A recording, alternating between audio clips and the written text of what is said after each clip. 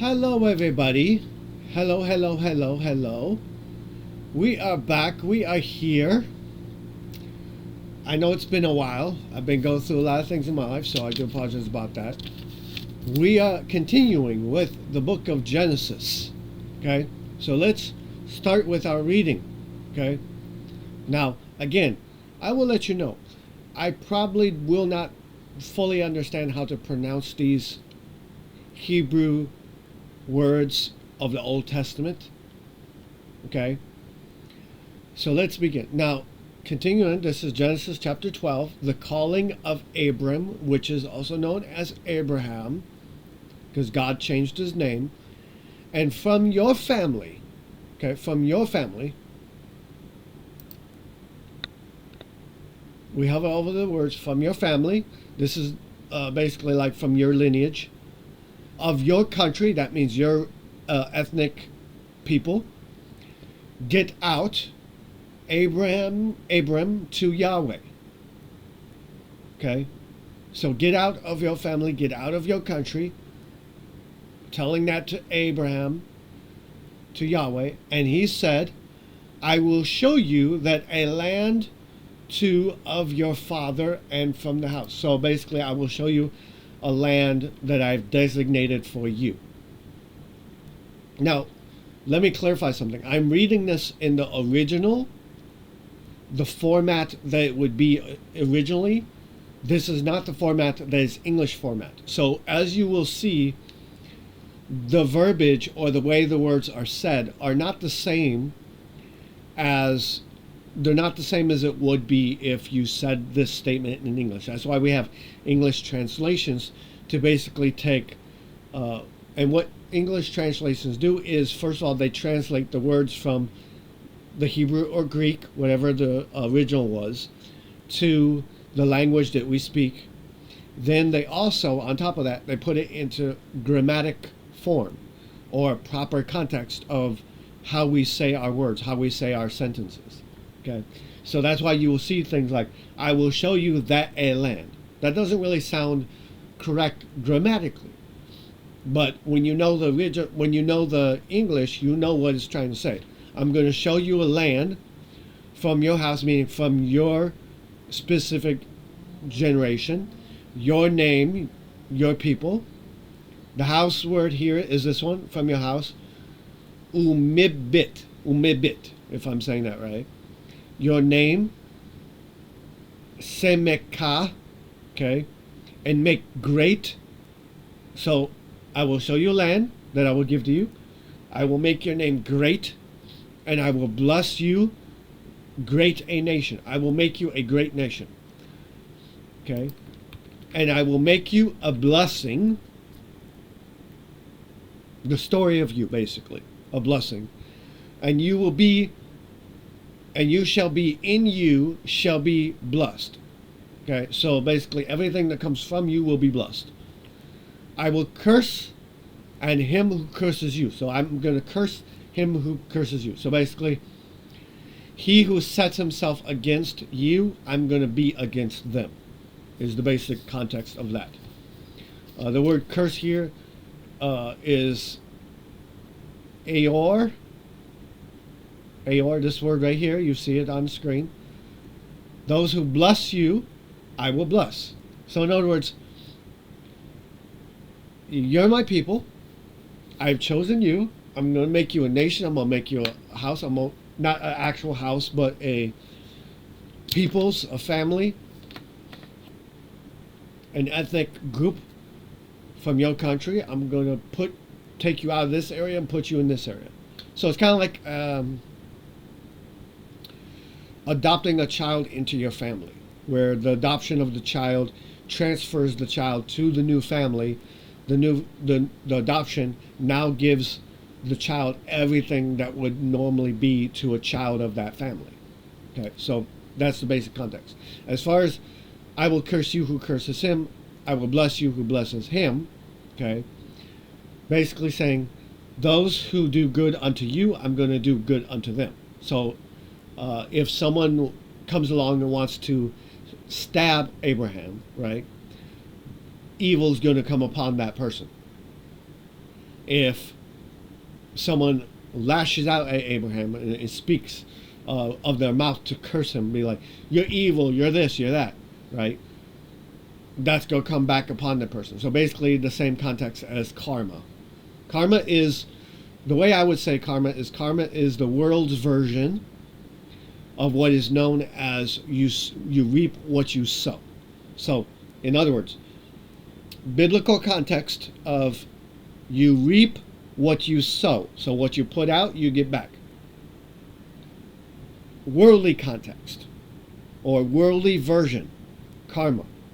The difference is this has God involved, this does not have God involved. And if you wonder why I'm looking at the video. I don't know why I'm doing that, but I'm looking at the video of myself, and I should be looking here at the camera. So I will try better to do that.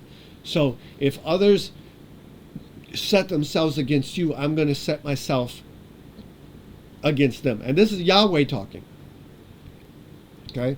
And if others bless you or do good unto you, I'm going to do good unto them. Now, this word bless, it looks like is, and from the pronunciation it gives, is va'avaraka. Va'avaracha,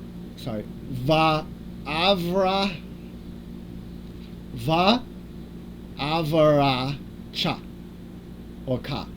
Va'avaraka. And I will bless you. Okay? I will bless you of the earth. See that? The families, all with him, and went Yahweh to him had spoken. So Yahweh, that's obviously God. Okay, now I pulled up what Yahweh means. Here's what Yahweh is.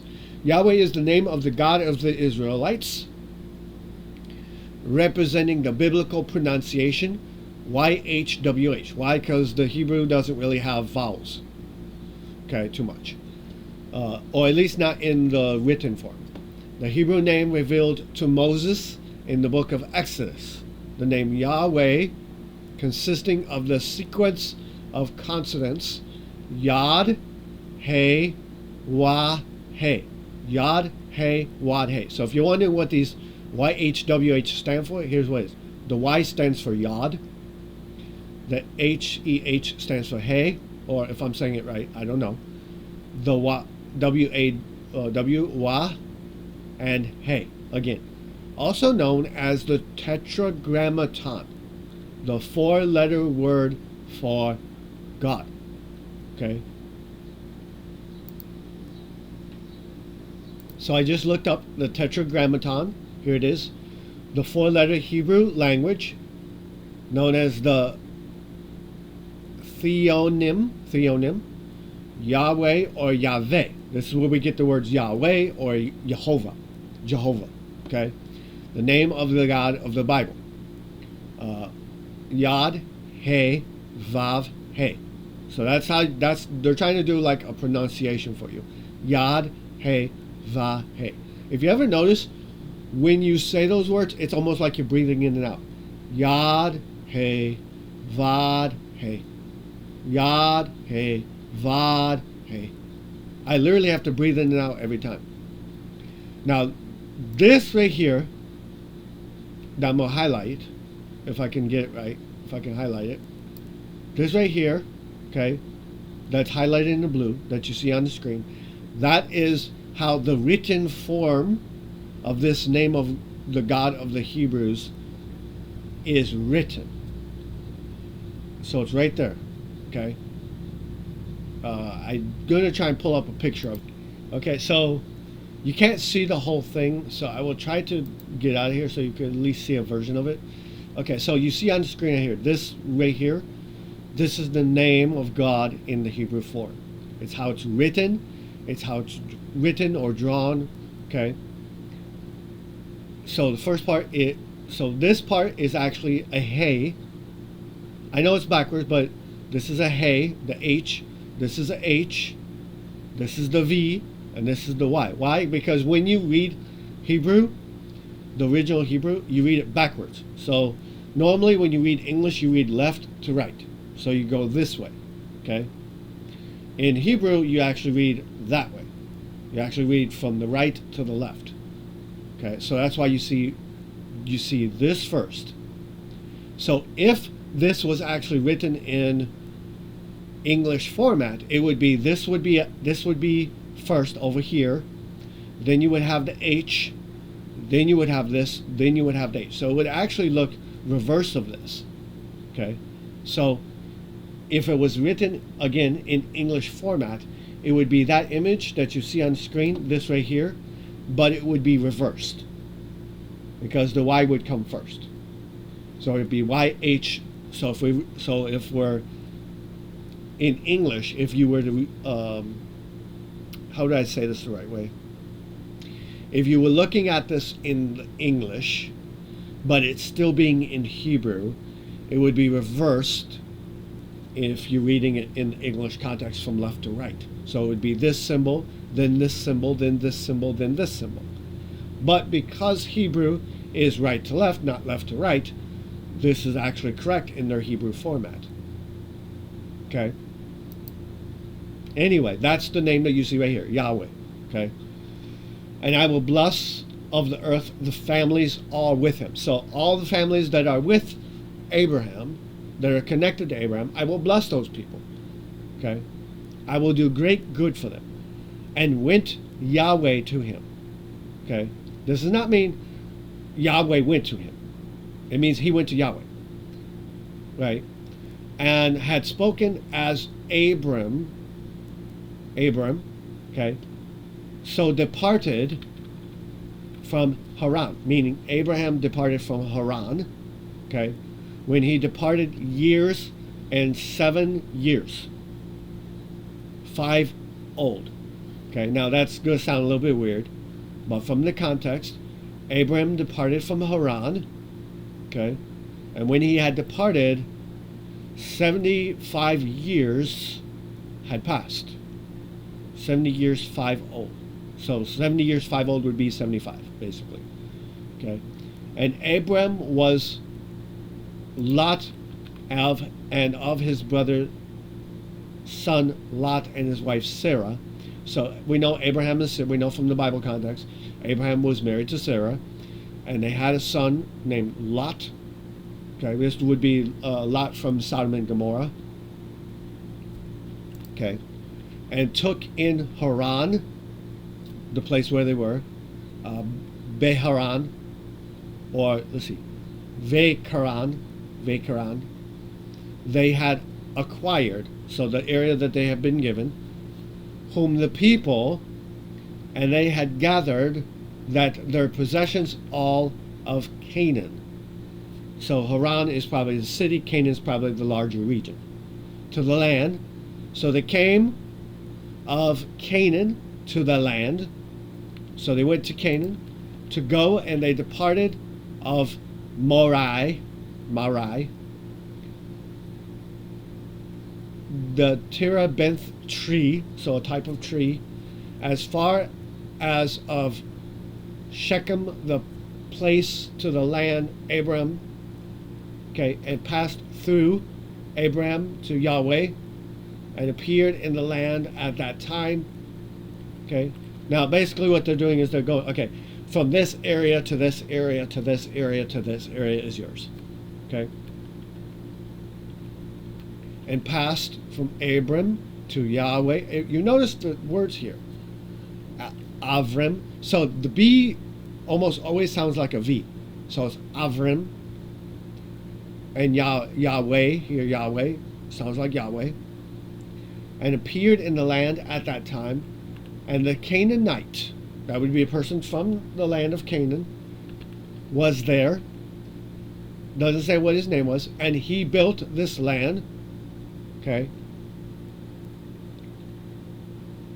Now, whether this Canaanite was Abraham or whether this Canaanite was somebody else, you can't really tell from this specific format of the English. You would have to read the actual English translation that we have to better understand it.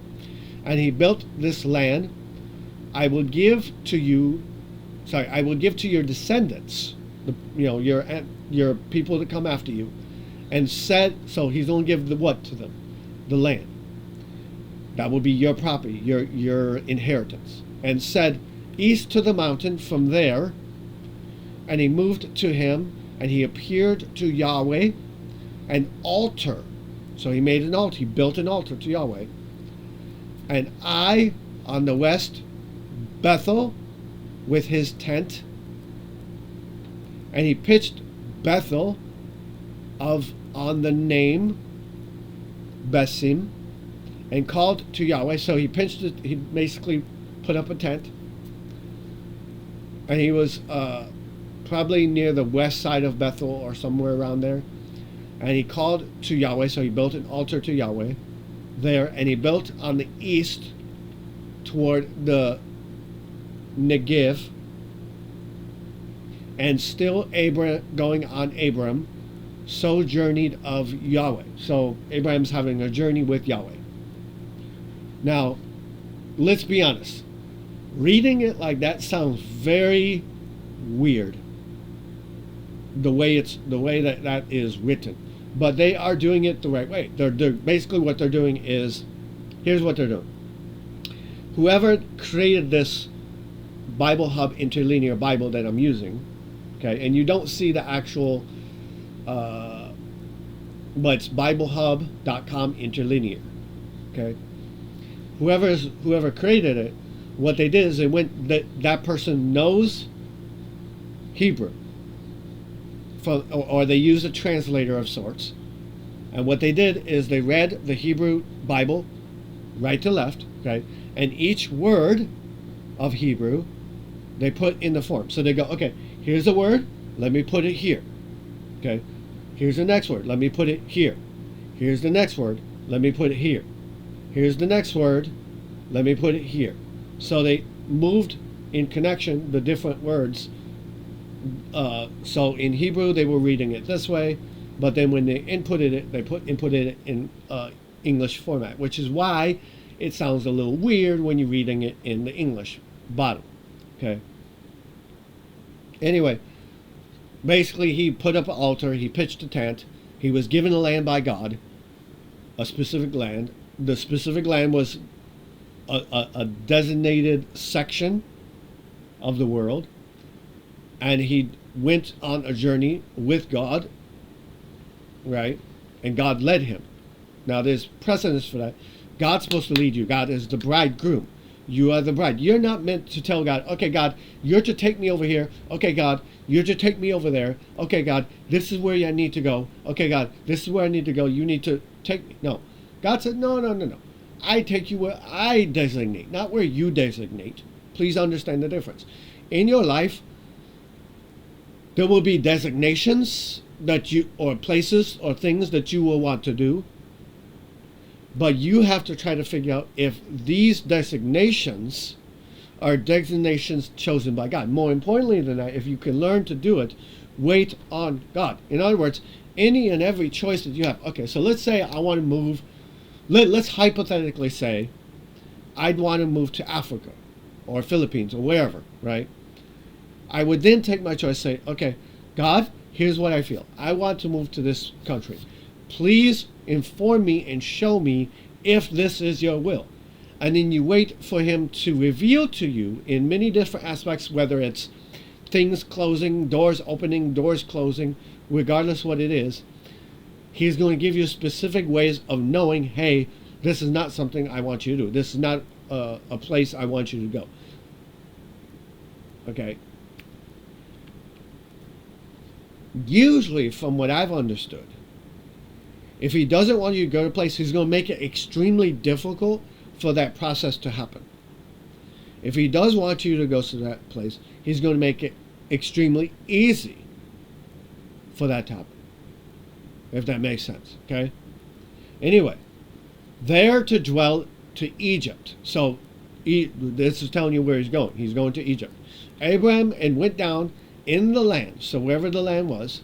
Now, as you see in the title, it says Abraham and Sarah, where? In Egypt, okay? Right, and they went down in the land, and there was a famine. Right here. Ra'av, famine, Now there was a famine, and there was entering. He was close when it came to pass. So he was close to this Egypt land. In the land, the famine was what? Severe. Chavet. So the way that I'm understanding the pronunciations is K always sounds like K, K, like cha, Ka. So it's always like a CH kind of sound. Whether that's CH like cha or Ka. Kavet. Kavet was severe. I want to say it sounds like a Ka, not like a cha. But the cha sounds like a Ka. Okay? For a woman, so in other words, in this land there was a woman that I know. Now behold his wife Sarai, to that he said, Egypt, the Egyptians you see. So you see many Egyptians. When therefore it come to pass, you are of countenance. Okay? Countenance.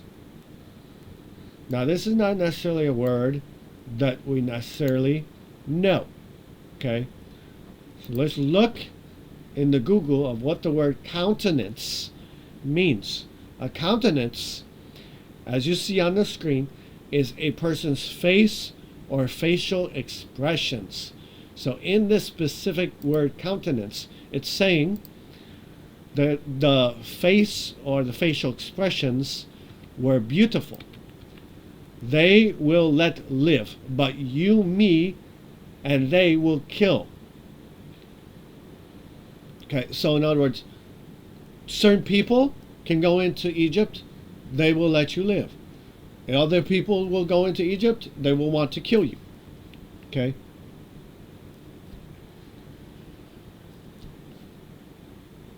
The countenance beautiful, that they will let live, but you, me, and they will kill.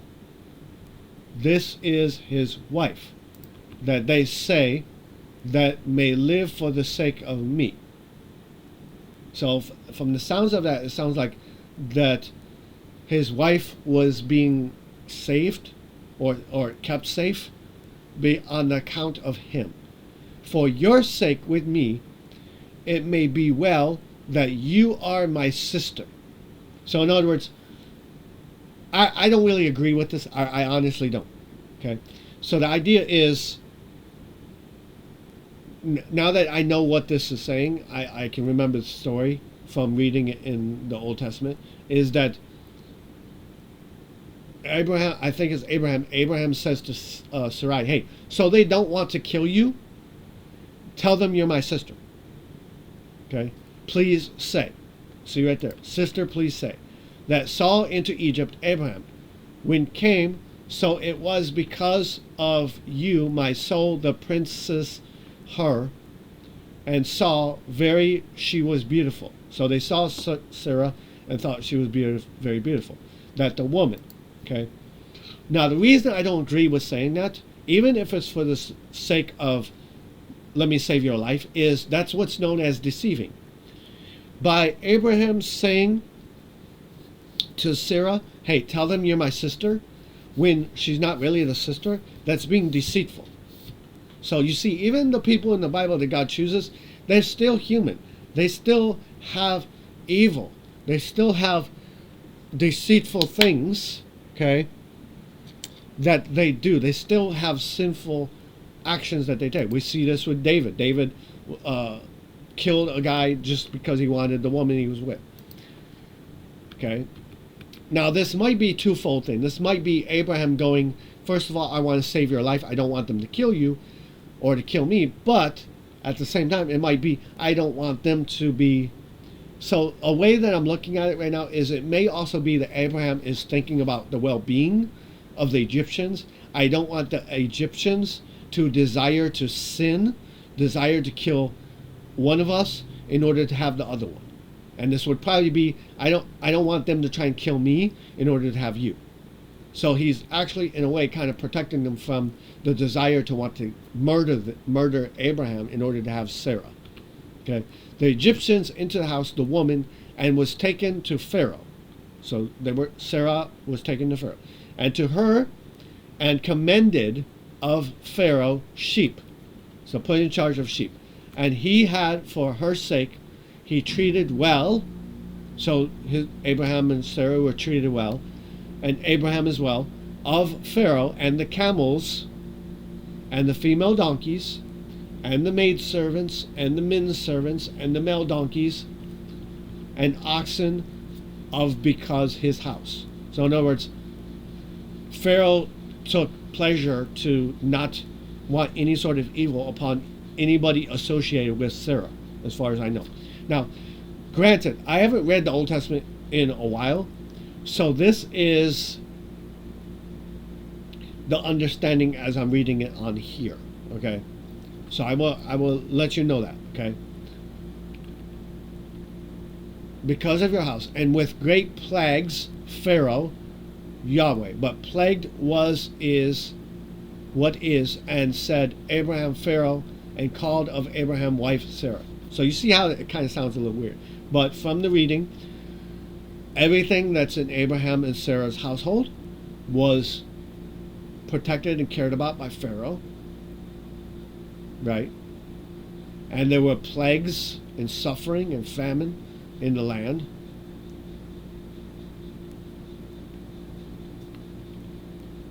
And called Abraham and Sarah. Why? She was your wife that me did not tell. In other words, why didn't you tell me that she was your wife? So from the sounds of this, it sounds as though because Abraham deceived the Pharaoh, and the Pharaoh took interest in Sarah, who he didn't know was married, a plague fell upon Egypt. And because of that, the Pharaoh understood what was going on. It was because something was happening. So he took Abraham and said, hey, why didn't you tell me she was your wife? That me did not tell. Why to me you have done this? Here is now therefore, as my wife to me, her, so I may have taken, she is my sister, did you say? In other words, he's reciting what Abraham told him. Hey, this is my sister. He said, why did you tell me this is your sister when she's not your sister? In other words, the Pharaoh's like, why did you deceive me? You're bringing evil upon my country. You're bringing this plague upon my country because you have deceived me. Now, mind you, Abraham is saying this. He didn't get a command from God to say this. He's just saying it because I want to protect myself. Okay? Did you say his men Pharaoh concerning him, so commanded, and go your way, take her your wife he had, that all and with his wife and with him they sent away. So in other words, at this point Pharaoh's like, look dude, so if I'm saying it in the way that we would today, it would be like this. Look dude, you deceived me, you lied to me. You told me this was your sister. This wasn't your sister. This was your wife. Because of this, a plague fell upon Egypt.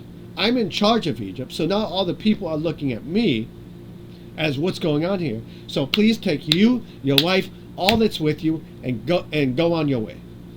And that is the end of Genesis chapter 12. Okay, as far as the interlinear version goes. Okay, so guys, thank you for your time. Thank you for that. But you get the idea. Basically, the general context is God has designated a land for Abram, which would end up becoming Abraham. He's traveling to Egypt. I'm guessing he's going through Egypt to get to the land that he's going to. Okay, I would say Canaan is probably outside of Egypt, but let's go look it up. All right, guys. So this is the map that I found. Okay, so we have here, just so you can see that, we have Jerusalem here, right? Hebron here. Canaan is, if you notice, Canaan is bigger letters, which means Canaan is this general area right here. Okay, we have Beersheba, Arad, right? There's the salt, the Dead Sea. There's Moab. There's Mount Nebo. Okay, there's Mount Hor. Okay, and Egypt is over here. So basically, Canaan, Egypt. Okay, Canaan, Egypt. Now, if we go back to the interlinear Bible, okay, we will look at where it came from your country, from your people. Get out. Okay, so we're looking for a specific name, and the first name I believe pops up is Haran. So if we go back here and we look for on the map to see if there's any Haran anywhere.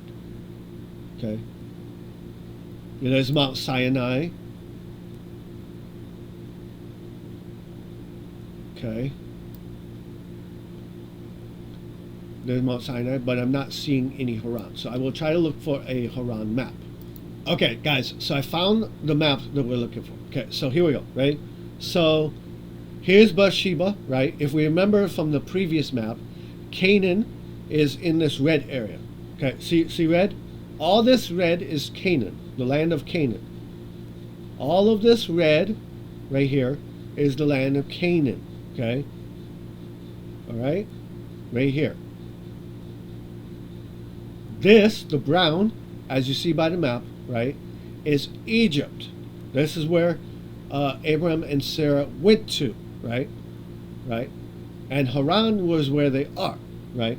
So they left Haran, which is this Haran, this purple, this pinkish purple color. They left there. They went down to Canaan, right? Pitched a tent, made an altar, and then they went to Egypt, because more than likely what they probably had to do, and as you see in the thing, right, Abraham's family started out from Ur, the Chaldeans. This is Chaldea. This is where his family started, the yellow. Okay, and they traveled to Haran. That was Genesis 11.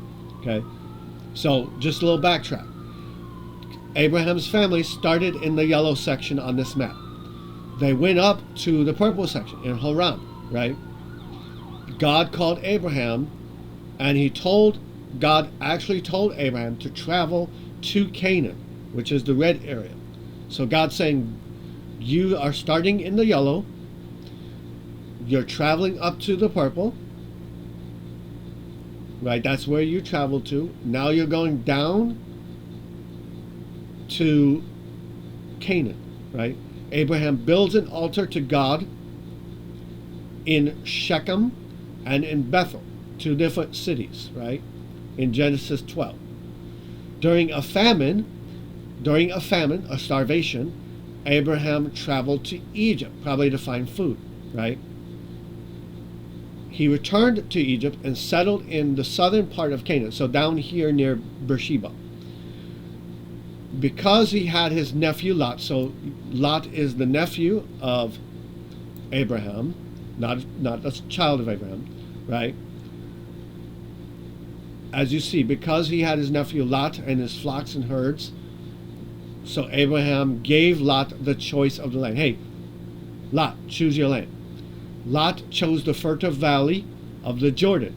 So he's like, let me choose a place with lots of places. And this same Lot went and lived near Sodom, which is why you find Lot in the story of Sodom and Gomorrah. Abraham moved to Mamre, a couple miles north of Hebron, okay, which Hebron is also in the land of Canaan, where he built an altar to God, okay. When Sarah died, Abraham bought the cave of Machpelah from Ephron the Hittite for a burying place, but that's kind of neither. So in Genesis, we read up to this part where there's a famine, and now we understand why there's a famine. There's a famine, but we understand why there's a plague going on. So you remember the word plague was attributed to the fact that Abraham lied about his wife. Let's just be honest. No good man's going to lie about his wife and say that. They might, if they're scared, and go, oh, well, I don't want to be killed. I don't want my wife to be killed. But this is why you need to cling to the principles of God above your own life. I know that's hard to do. When it comes down to our own life, we have this instinct, I need to protect my life, right? I need to protect my way of life. And this isn't just with physical protection of life. You know what I mean? This is also with, what I mean is, this is not just with physicality of someone wants to end my life. This can also be, I don't want to lose my home. I don't want to lose this. I don't want to lose that. So we're able to budge in ourselves and go, hey, it's okay to lie in this one instant. God will just have to forgive me. You're doing something wrong. Don't do it. So you lose your home. It's better that you lose your home. It's better that you lose your job. It's better that you lose this than to lie in front of a holy God. Okay? So I hope that you guys have learned a little bit about this. I hope that this gives a little context. Now remember, the Old Testament, majority of it is just historical. It's like reading history. It's like reading your country's history. It's like reading your country's history. It's like me reading my own history of my own country. You know, years ago, here's what happened. Okay? But there's also lessons you can learn it as well. Even though it's history, there's lessons you can learn it, right? Just like when someone looks at World War I or the battle between the North and the South in the United States, right? You can learn lessons from that. And you can go, hey, these are lessons that I learned. I can learn from these so I can avoid doing the same problem. Right? That's why all this is listed. Hey, God's trying to say, hey, please learn from these people who messed up before you. Learn from them. Try to avoid doing what they're doing. Okay? Anyway, guys, thanks for listening. I'll see you again at the next one, which will be Genesis chapter 13.